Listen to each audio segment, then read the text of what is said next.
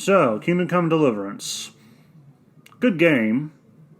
Actually, good is a bit of an overstatement. It was really difficult at first, but once you progress to enough of a level that's high, you do pretty well. For me, the biggest pain in the ass was like before you did the battle with the humans. And like I never actually finished the game, but this is something that I remember I beat, then I took a break from it and never went back. Was you had to sneak into a camp, destroy some stuff, take out some people. Like what I had to do was I just stealthily took out a bunch of people so I could move through the camp with ease. And I died multiple times doing it. But actually, no. Looking back on it, it kind of became more satisfying to do as I progressed and took out more people. But anyway. And I was watching a Yellow Flash video, and I'd forgotten about this game, to be quite honest. Like, I remember the DLC for it coming out, and I was like, I need to get back to that game at some point. But then I moved over to the Xbox One, and I had no intention of going back to the PlayStation, more or less, so can't now. But yeah, fun game. Great game.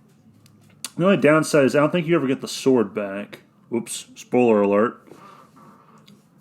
And, well, I guess some journalists said Kotaku are upset because apparently Kingdom Come Deliverance is coming over to the, what was it again? The Switch. Apparently these journalists are salty about it. And I'm not surprised. I mean, they tried their damnedest to mess with this game when it was coming out. For, well, a litany of reasons, all of them stupid. They tried to blame it on, like they called the people making it white supremacists or misogynists or something. I don't really remember the exact. I remember the controversy, and that's what got me to buy the game. I'm like, you know what? Fuck these people. I'm getting this game just to spite them. Because I hate game journalists. Like, back then, I really hated them. This was back in, I think, 2017. And some people's livelihoods probably depended on this game, and they tried to destroy their livelihood, basically. All because, I think it was Favreau, the guy one of the guys in charge who worked on Mafia 2. He created his own company, and they were working on this indie game, and he made some pro-Gamergate statements. That was it. And these people thought he was, tried to say, he's a horrible person, you shouldn't buy this game, and if you do, you're a bad person too. Being all passive-aggressive. Like, I hate people like that. And it blew up in their faces, because not only did that game do well, it did exceptionally well. It did better than most people thought it probably would. Hell, it did better than I thought it would. I'm hoping they do a sequel, and I'm hoping they set in Romania around the time Vlad the Impaler was around, or maybe leading up to his time, because one of the characters in the game was actually connected to the Order of the Dragon. I would love something connected to the Order of the Dragon. If you don't know what that is, look at Vlad the Impaler. His father was a member. I think Vlad himself was also a member, but hard to really say. My memory of it's a little vague. But they were thinking of moving this to Switch, and they're just like, so apparently Switch is going to have Kingdom Come Deliverance, but who would ask for that? And I'm not going to be linking to that article. Fuck them. They don't deserve the clicks.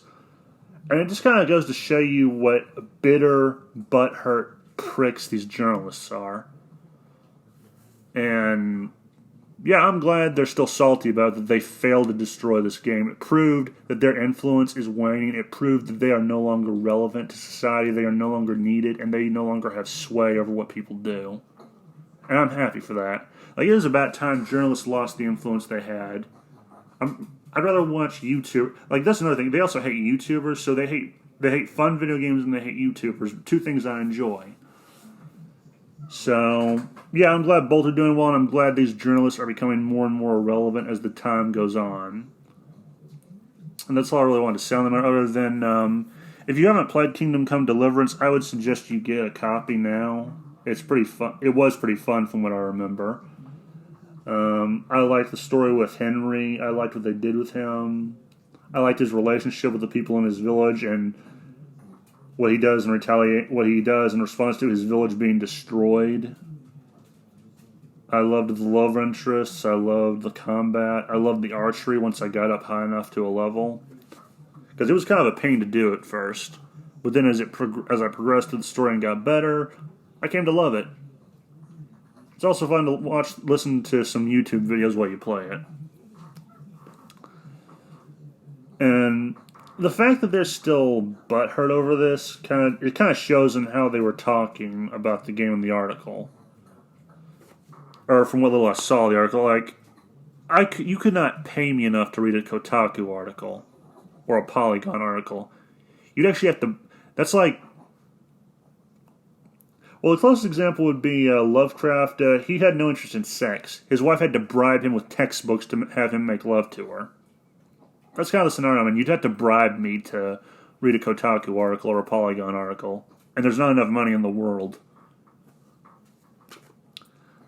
But, yeah, no, they're scum. They are scummy as can be. They have the most clickbait titles. They're unreliable sources. And really, journalists in general should not be taken seriously anymore. Their career is dying, and they know it. And they're like a dying animal or a cornered animal. And what does a cornered animal do when it has nowhere else to go? It lashes out. That's what they're doing now. They're going down, and they're trying to take anything they can with them.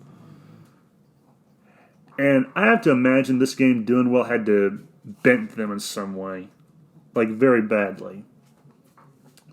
It must like really be stuck in their craw that they could not destroy this game. I mean, it wasn't just them. I remember Reset Era, the bastions of douchebaggery that they were. They would ban anyone who spoke positively about the game. I remember hearing about that back when I watched Mundane Match still. And I can believe it. Like, you might be thinking, how can you believe anything Mundane Match is? It's Reset Era. They are the most insane, vitriolic, spiteful sociopaths I've ever heard of. Kind of like SJWs. They also sound like sociopaths. And I can see them doing that. So, yeah, those are my thoughts. The point is, I hope Kingdom Come Deliverance goes to Switch, and I hope it does well there too, and I hope there's a sequel to it. Some kind. I don't even care if it doesn't have Henry in it. Like, make it about the Order of the Dragon. Or something. And give us cool, unique weapons in it, too. That's all I'm asking for. There weren't as many unique weapons as far as I know. But yeah, those are my thoughts. Let me know yours in the comments. And remember, the game was rigged from the start. Goodbye.